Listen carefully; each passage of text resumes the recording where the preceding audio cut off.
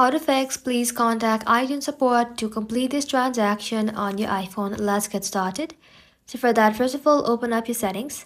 Inside your tap on your Apple ID at the very top. Scroll below, then tap on payment and shipping. And make sure your payment is valid and up to date. If your card has expired or failed a payment before, remove it and add it again. Now head back. Then tap on media and purchases. And then simply select View Account.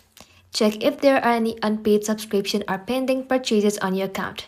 After that, you want to go ahead and simply restart your iPhone and make sure you're connected to a stable Wi-Fi connection. Also inside settings, tap on General, scroll below, tap on Date and Time and make sure Set Automatically is turned on. And if the error still exists, you want to go ahead and simply sign out of your Apple account and sign back in again. To do this, you want to go ahead and simply tap on your Apple ID, scroll below, tap on sign out and then sign back in again. That's it. Thank you all for watching. If this video was helpful, consider subscribing to our channel and liking this video.